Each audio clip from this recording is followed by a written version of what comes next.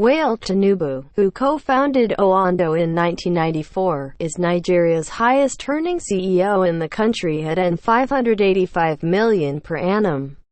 SEC had stated in statement on Friday, said it has concluded investigation of Oando plc and directed among others the resignation of the affected board members, and also barred the group Chief Executive Officer (GCEO) and the Deputy Group Chief Executive Officer (DGCEO) of Oando plc from being directors of public companies for a period of 5 years. The SEC also directed the convening of an extraordinary general meeting on or before July 1, 2019, to appoint new directors. These, among others, the SEC stated, are part of measures to address identified violations in the company. Shareholder activist Boniface Okezi, who is also the national coordinator, Pragmatic Shareholders Association of Nigeria (PSAN), said the decision by SEC was a welcome one because the SEC must have relied on the recommendation of the forensic auditing earlier ordered on the case. His words, "I am sure that SEC was acting on the forensic audit given to them. For me, I don't have problem with that. For me, Wale has stayed longer than usual as CEO of Oando and I expected him to have left many years ago. He has been the MD since 1994 when he co-founded the company. There is no doubt that he has brought development to the country in the past, but the events that led to the crisis in the company are very unfortunate. He should have allowed other people to come on board to manage the company." Related slideshow, news and pictures provided by Photo Services. Turkish Foreign Minister Mevlut Cavusoglu, C. Pakistani Foreign Minister Shah Mahmood Qureshi, R. and Malaysia's Foreign Minister Saifuddin Abdullah posed for a photo during the Turkey-Malaysia-Pakistan Trilateral Foreign Ministers meeting in Jeddah, Saudi Arabia, on May 30, 2019. A member of Iraqi security forces inspects the site of a bomb attack in Kirkuk, Iraq, on May 31, 2019. A gale of wind lifts Pope Francis's cassock and covers his face, as he boards a plane to leave for a 3-day trip to Romania, on May 31, 2019. Belarus Prime Minister Syar Hirumaz speaks with his Russian counterpart Dmitry Medvedev ahead of a meeting of the Commonwealth of Independent States Council of the Heads of States in Ashgabat, Turkmenistan, on May 31, 2019. India's Prime Minister Narendra Modi gestures towards supporters after his oath during a swearing-in ceremony in New Delhi, India, on May 30, 2019. U.S. President Donald Trump speaks to the media as he departs for Colorado from the White House in Washington, D.C., U.S., on May 30, 2019. Israeli Prime Minister Benjamin Netanyahu, R., shakes hands with senior White House advisor Jared Kushner during their meeting in Jerusalem on May 30, 2019. Supporters of the hardline Buddhist monk Ashenworth pray at Shwedagon Pagoda in Yangon, Myanmar, on May 30, 2019, following his arrest warrant on charge of sedition. Kuwait's Emir Sabah al-Ahmad al-Jaber al-Sabah and Saudi Arabia's King Salman listened to Tunisian President Beji Caid Essebsi during a group photo session ahead of an emergency summit in Mecca, Saudi Arabia, on May 30, 2019. King Salman opened an emergency summit of Gulf Arab leaders with a call for the international community to use all means to confront Iran. Uta also said the kingdom extends its hand for peace. Iranian leader Ali Khamenei makes a speech during his meeting with university instructors in Tehran, Iran, on May 30, 2019. Newly appointed interim chancellor Brigitte Bierlein speaks as Austrian President Alexander van der Bellen looks on in Vienna, Austria, on May 30, 2019. James Marape, is sworn in as the new Prime Minister of Papua New Guinea by Governor-General Bob Dada in Port Moresby, Papua New Guinea, on May 30, 2019. Ukrainian President Volodymyr Zelensky attends a meeting with Foreign Ministers Heiko Maas II of Germany and Jean-Yves Le Drian of France in Kiev, Ukraine, on May 30, 2019. Attendees react during the eulogy for Kenyan author and LGBT activist Binyavanga Wainaina, who died in Nairobi last week at the age of 48 during a memorial service in Nairobi, Kenya, on May 30, 2019. Prime Minister of Slovakia, Peter Pellegrini, meets Serbian Prime Minister Ana Brnabic in Belgrade, Serbia, on May 30, 2019. President of the European Commission Jean-Claude Juncker speaks to President of Lithuania Dalia Grybauskaitė during the Charlemagne Prize coronation ceremony in Aachen, Germany, on May 30, 2019. Cardinal Joseph Coutts sits with Christians and Muslims as they break their fast at the premises of the St. Jude's Church during the holy month of Ramadan in Karachi, Pakistan, on May 29. Former President of Georgia Mikhail Saakashvili is welcomed by his supporters as he returns to Ukraine in Borispol Airport on May 29, 2019. He was given citizenship back by the Ukraine's new President Volodymyr Zelensky. A cobbler makes traditional Kusa shoes ahead of the Eid al-Fitr festival marking the end of holy fasting month of Ramadan, in Karachi, Pakistan, on May 28, 2019. U.S. President Donald Trump is escorted by Japan's Emperor Naruhito during a welcome ceremony at the Imperial Palace in Tokyo, Japan, on May 27, 2019. Mohammed bin Zayed Al Nahyan, Crown Prince of Abu Dhabi and Deputy Supreme Commander of the UAE Armed Forces, receives Lieutenant General Abdel Fattah al-Burhan Abdul Rahman of Sudan at the Presidential Airport in Abu Dhabi, UAE on May 26, 2019.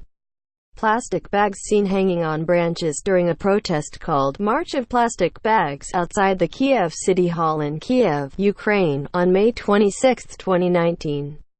Abdul Hafiz Sheikh, finance advisor to Prime Minister Imran Khan, gestures during a press conference, next to Special Assistant to the Prime Minister for Information and Broadcasting Firdaus Ashiq in Islamabad, Pakistan, on May 25, 2019.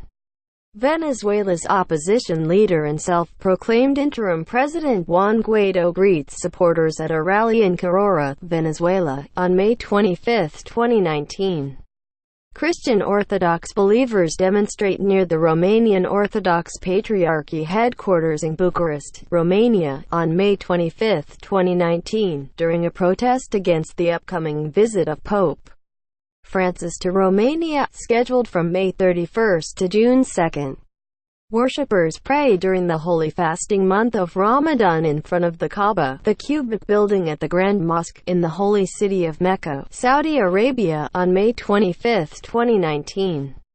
Papua New Guinea Prime Minister Peter O'Neill, and Member of Parliament Julius Chan, attend an event in Port Moresby, Papua New Guinea, on May 26, 2019. O'Neill announced his resignation, making way for Julius Chan to return as Prime Minister, local media reported. Migrants line up to get on a police bus after they disembarked from an Armed Forces of Malta patrol boat at its base in Marsamxett Harbour, Valletta, Malta, on May 25, 2019. People demonstrate against a possible legislation reigning in the Supreme Court which could grant Prime Minister Benjamin Netanyahu immunity from prosecution if he faces corruption charges. In Tel Aviv, Israel, on May 25, 2019. A right-wing protest on the streets of Dortmund, Germany, on May 25, 2019. Relatives of prisoners killed during clashes at a jail in Nicaragua, Venezuela, wait outside a hospital on May 25, 2019. At least 29 prisoners were killed and 19 police personnel wounded in clashes on May 24 as special forces tried to stop a massive prison break. Iraq's President Barham Saleh meets with Iranian Foreign Minister Mohammad Javad Zarif in Baghdad, Iraq, on May 25, 2019. Sri Lankan army personnel carry out a special coordinate search operation, 5 weeks after the Easter bomb attacks in Mutegoda, Sri Lanka, on May 25, 2019. Iraqi Kurdish Peshmerga officers take part in the graduation ceremony in the Kurdish town of Sorin, Iraq, on May 25, 2019. People take part in the March for Life, 4th annual anti-abortion march, in Zagreb, Croatia, on May 25, 2019. Zimbabwe's President Emerson Mnangagwa arrives for the swearing-in ceremony of Cyril Ramaphosa in Pretoria, South Africa, on May 25, 2019. People attend a protest against Serbian President Aleksandar Vučić and his government in Belgrade, Serbia, on May 25, 2019. Latvian Prime Minister Artūrs Krišjānis Kariņš casts his vote during the European Parliament election in Riga, Latvia, on May 25, 2019. A yellow vest protester walks past riot police officers in Paris, France, on May 25, 2019. Yellow vest protests are taking place for the 28th consecutive week to challenge President Emmanuel Macron's economic policies. Presidential candidate Alberto Fernandez of the Unidad Ciudadana Citizen Unity gestures to supporters during a rally in Merlo, in Buenos Aires, Argentina, on May 25, 2019. A man arrives to vote in the European Parliament election at a polling station in Rome, Italy, on May 26, 2019. Mountaineer Kamirita Sherpa, who broke his own world record for the most Everest summits, waves towards relatives and media after arriving at Tribhuvan International Airport in Kathmandu, Nepal, on May 25, 2019. There is nothing he can do to the decision of SEC because SEC is a regulator. He cannot appeal. He should just comply. Another shareholder activist, Adebayo Adeleke, former General Secretary, Independent Shareholders Association of Nigeria (ISAN), said shareholders will be interested in the publication of the forensic audit by SEC to be able to convince Nigerians that the decision was not a witch hunt. Shareholders will be happy to see and read the forensic report of a company that they bought at N32 which is now at N4. We want them to at least publish the executive summary if the whole report will be too voluminous.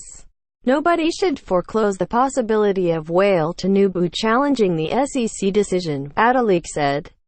According to the SEC, following the receipt of 2 petitions by the Commission in 2017, investigations were conducted into the activities of Oando plc, a company listed on the Nigerian and Johannesburg stock exchanges. Certain infractions of securities and other relevant laws were observed. The Commission further engaged Deloitte and Amp Touche to conduct a forensic audit of the activities of Oando plc. The general public is hereby notified of the conclusion of the investigations of Oando plc.